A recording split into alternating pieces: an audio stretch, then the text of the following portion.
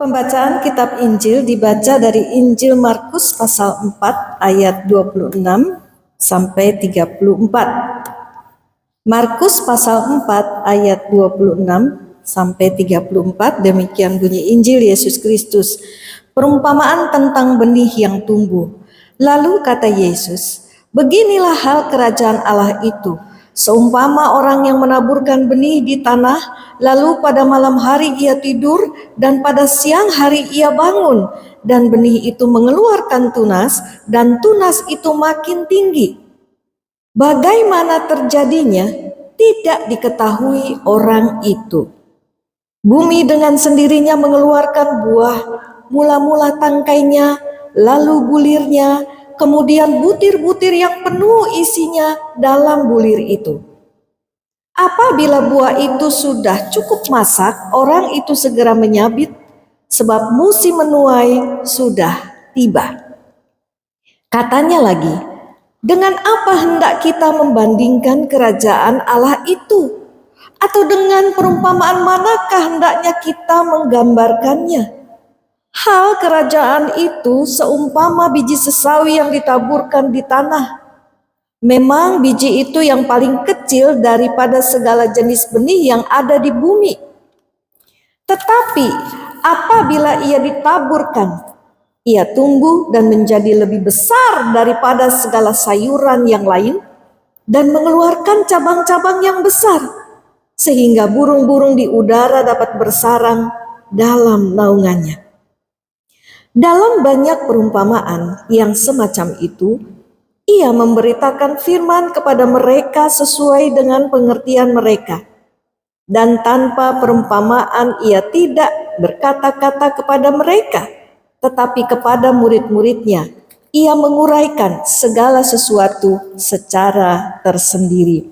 Demikian pembacaan Injil Yesus Kristus. Berbahagia kita yang memelihara firman Allah di dalam hidup kita. Haleluya.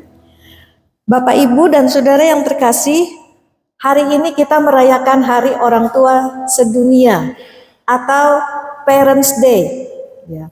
Dan sehubungan dengan Parents Day ini kita akan merenungkan tema setia bertumbuh setiap hari. Bapak, Ibu, dan Saudara yang terkasih, waktu kecil anak saya Inghau dapat tugas dari guru sekolahnya untuk memperhatikan pertumbuhan benih tanaman. Jadi dia disuruh menyiapkan gelas, lalu di dalamnya dikasih kapas yang sudah dibasahi air, dan kemudian di atas kapas basah itu ditaburi beberapa biji kacang hijau. Setelah itu pertumbuhannya setiap hari harus dilihat dan dipantau. Selama melihat pertumbuhan itu, anak saya harus meneteskan air ke atas kapas itu. Maksudnya supaya benihnya itu tumbuh gitu ya. Jangan sampai kapasnya jadi kering. Hari pertama dan kedua dia rajin melihat benih-benih biji-biji kacang hijau itu, lalu dia siram dengan air, sedikit air gitu ya. Tapi hari yang ketiga dia mulai bosen, dia mulai lupa sama biji-biji kacang hijaunya. Maklumlah namanya juga anak laki-laki ya, yang dia ingat pulang sekolah games gitu ya, lupa sama tugas sekolahnya. 3 hari dia lupa menyiramnya. Hari ke-6 dia harus mengumpulkan tugasnya. Dan saat itulah dia baru menengok nasib dari biji-biji kacang hijau tadi.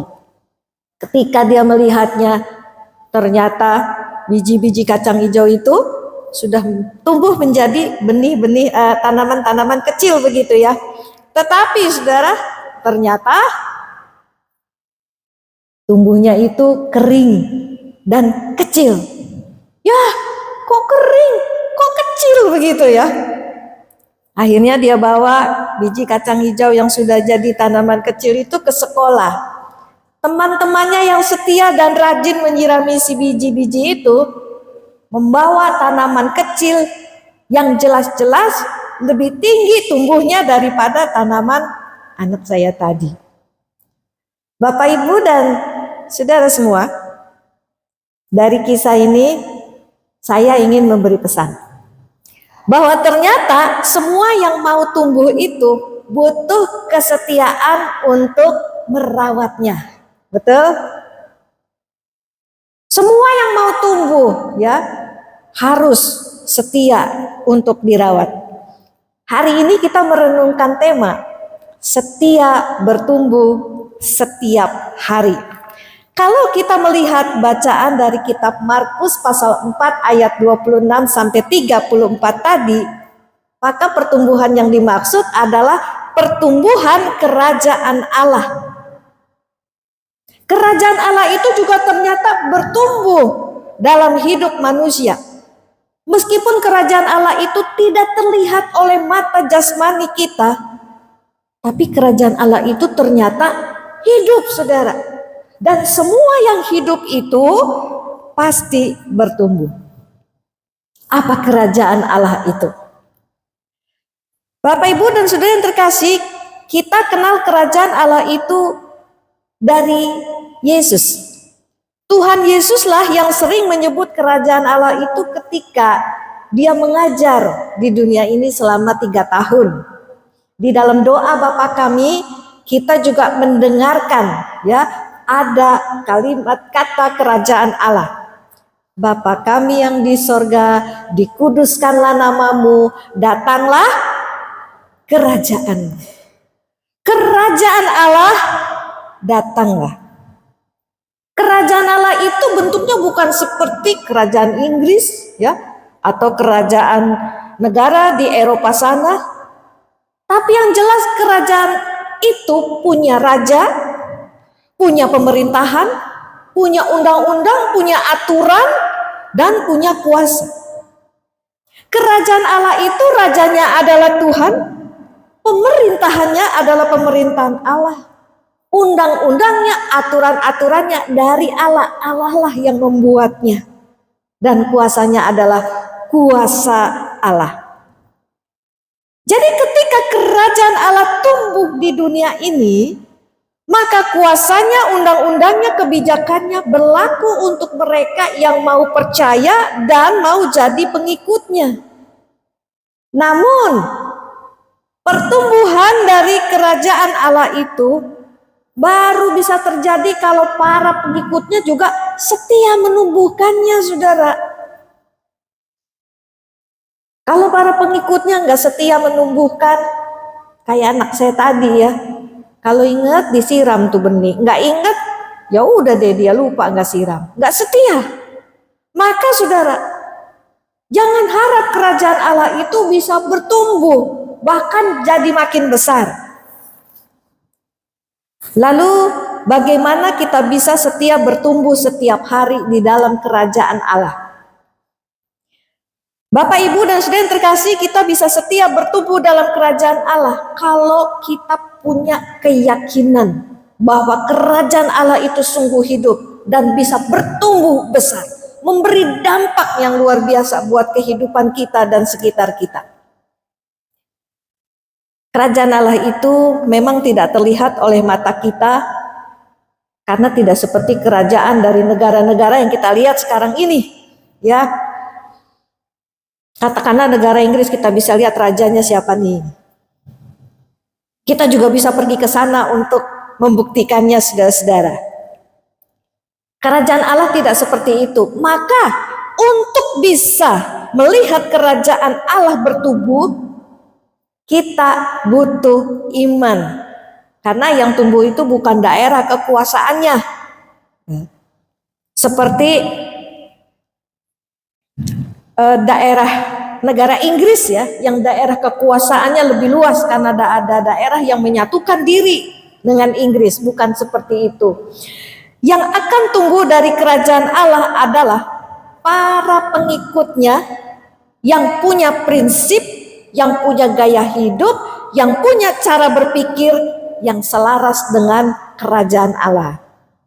Ingat saudara ya, bukan asal pengikut, tapi pengikut yang cara pikir, cara sikap, cara berlakunya sesuai dengan kerajaan Allah. Masalahnya saudara, kalau para pengikut kerajaan Allah itu habis, maka kerajaan Allah itu akan sulit bertumbuh. Kan mestinya begitu ya. Pengikutnya habis dibantai. Harusnya kerajaan Allah itu nggak bisa bertumbuh lagi. Nah, itulah yang terjadi dengan kondisi para pengikut kerajaan Allah di masa penulis Injil Markus. Injil Markus ini ditulisnya sekitar tahun 70 Masehi. Tidak lama sesudah Kaisar Romawi menghancurkan bait suci di Yerusalem. Waktu itu terjadi perang Yahudi yang pertama kali, saudara, sekitar tahun 66 sampai 70 Masehi. Lama juga ini ya. Hampir 4 tahun ya. Waktu itu juga menjelang akhir pemerintahan Kaisar Nero.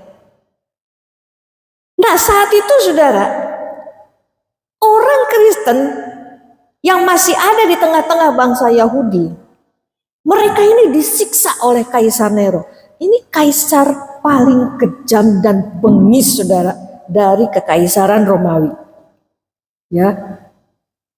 Melihat kondisi seperti ini, wajar saja banyak orang Kristen yang kemudian berpikir kerajaan Allah itu bakal tidak bertumbuh, malah akan mati. Karena pengikutnya aja habis kok disiksa dan dibunuh oleh Kaisar Nero. Ya. Ada yang dibakar hidup-hidup, saudara. Ada yang disalib, ya. Salibnya ada yang salib lurus, ada yang salib terbalik, ya, seperti Petrus. Ada yang dijadikan umpan buat singa-singa. Waduh, kejam sekali. Ya. Nah, di tengah kondisi seperti ini, Markus lalu mengingatkan akan ajaran Tuhan Yesus. Karena waktu itu di tengah-tengah masyarakat ya, mereka itu berpikir, siapa yang bakal mau jadi pengikut kerajaan Allah kalau nasibnya bakal seperti itu? Disiksa, dijadikan umpan binatang buas. Wah, sudah pasti kerajaan Allah ini bakal mati, tidak akan bakal tumbuh, apalagi tumbuhnya jadi besar. Markus mengingatkan, kerajaan Allah itu seperti benih yang ditabur. Benih itu pasti tumbuh, sekalipun tidak ada harapan untuk tumbuh. Seperti benih yang ditabur di tanah, ya. Gimana bisa tumbuh? Nggak ada yang tahu. Begitu ditabur, besok dia sudah tumbuh menjadi sebuah tanaman yang baru. Kenapa bisa begitu? Karena Allah yang menumbuhkannya. Firman yang ditabur dalam arti diberitakan, diajarkan, dilakukan, itu adalah benih kerajaan sorga, benih kerajaan Allah. Dan firman ini pasti akan bertumbuh. Itulah yang diingatkan oleh Markus. Yang penting ada keyakinan dulu di dalam hati kita masing-masing. Kalau benih yang adalah firman Tuhan itu pasti akan hidup dan akan berkuasa dan akan menghasilkan buah pada waktunya. Kalau kita nggak yakin firman Tuhan itu hidup dan berkuasa, bagaimana firman Tuhan itu bisa bertumbuh? Markus sudah mengingatkan kita semua. Keadaan boleh sulit. Kita mengalami penganiayaan. Kita mengalami masa-masa yang tidak menyenangkan. Kita ini sulit bertumbuh. Tapi benih firman Tuhan itu harus terus ditaburkan di tengah-tengah kehidupan umat manusia.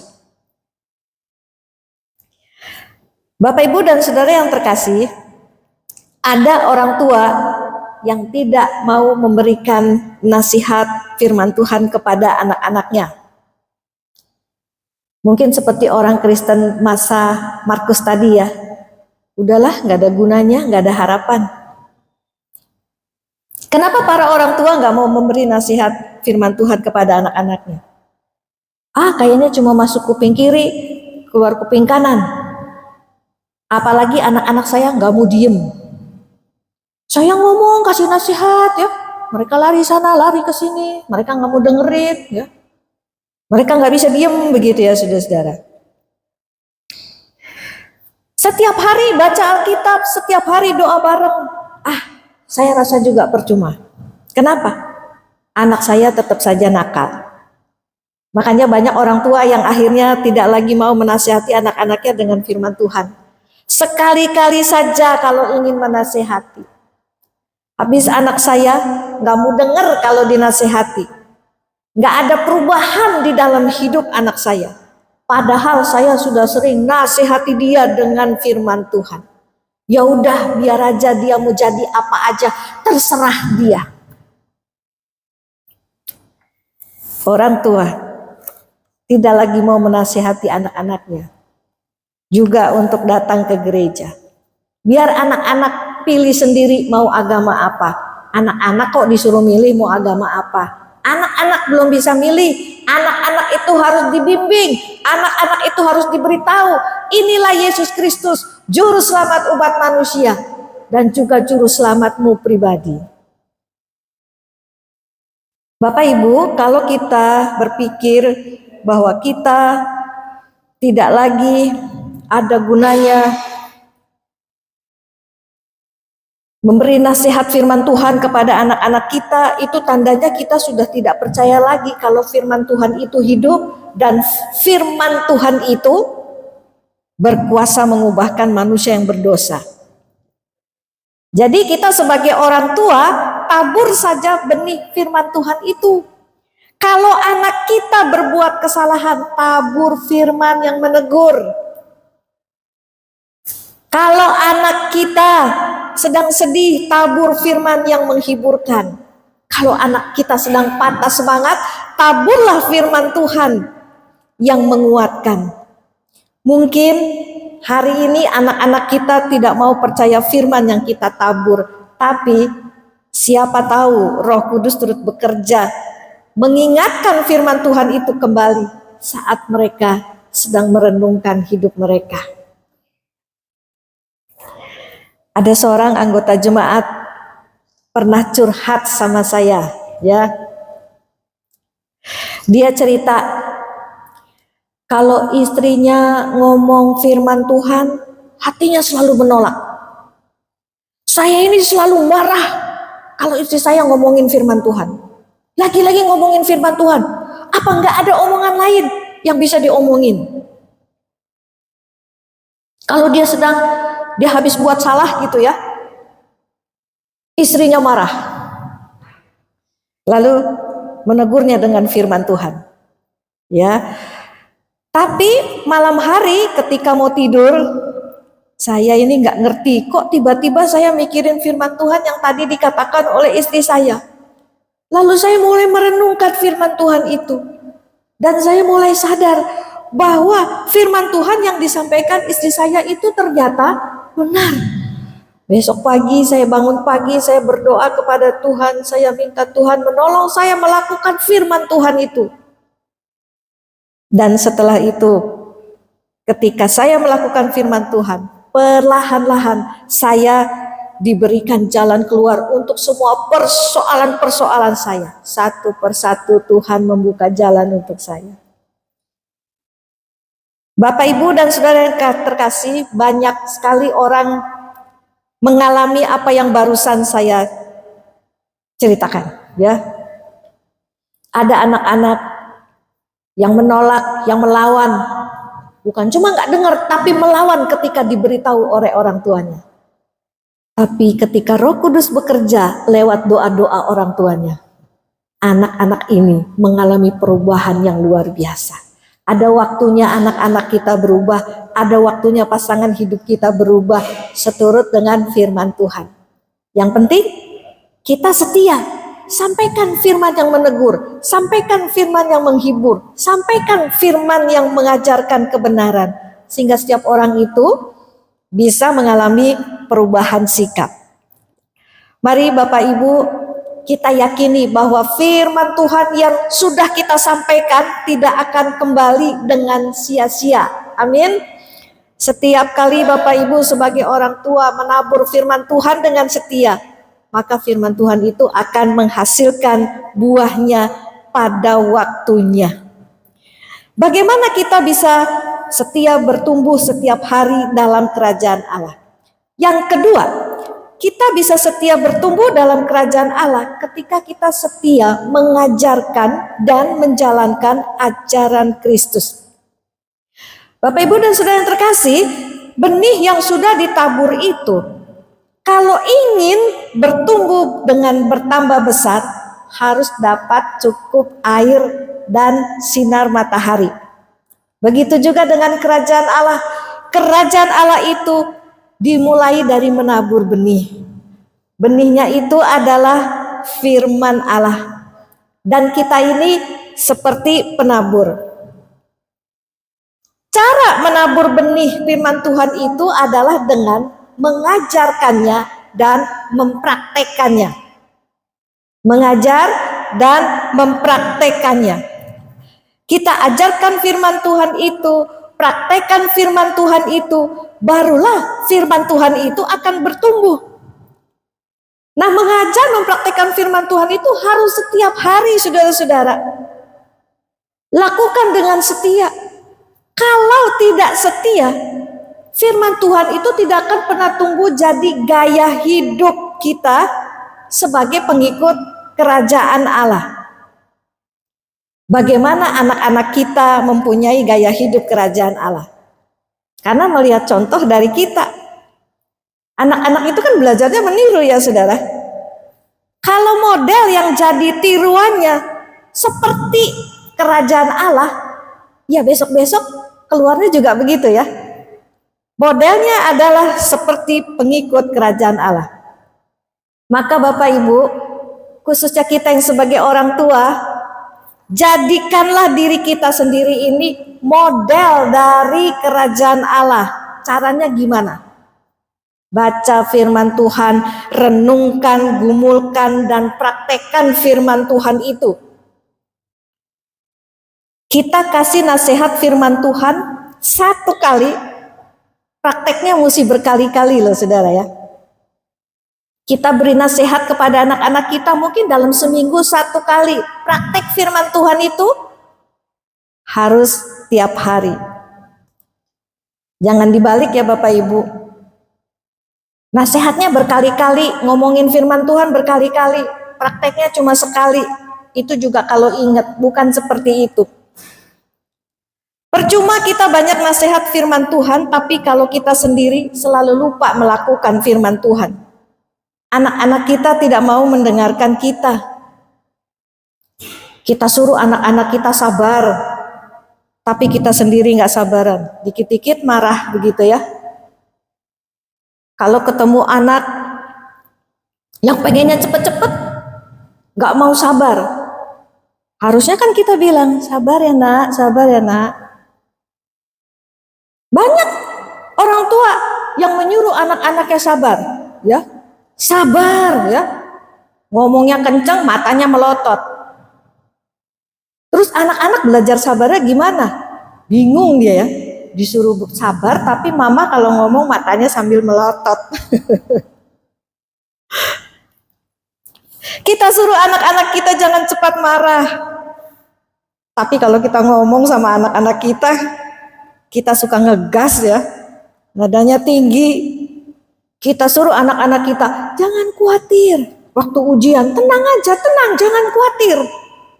Tapi begitu kita menghadapi ujian hidup, kita gelisah terus.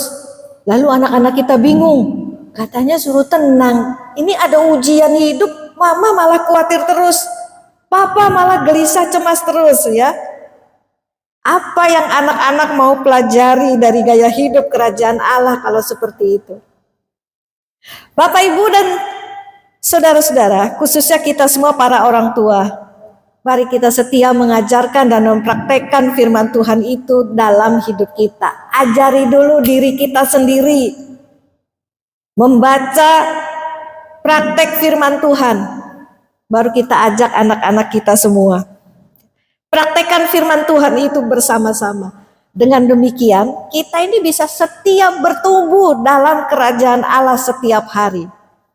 Pada akhirnya seperti kata Tuhan Yesus, Hidup kita ini seperti tumbuhan yang besar gitu ya, sebuah pohon yang besar yang kemudian berguna bagi makhluk hidup lainnya. Hidup kita bisa jadi berkat buat banyak orang, meneduhkan, menguatkan, menghiburkan, bahkan menolong mereka yang susah dan akhirnya memuliakan Kristus. Karena apa? Setiap hari kita meyakini firman Tuhan itu, benih kerajaan Allah itu sungguh hidup dan berkuasa, dan kita mau setia mengajarkannya dan mempraktekannya dalam hidup kita setiap hari. Tuhan kiranya menolong kita semua.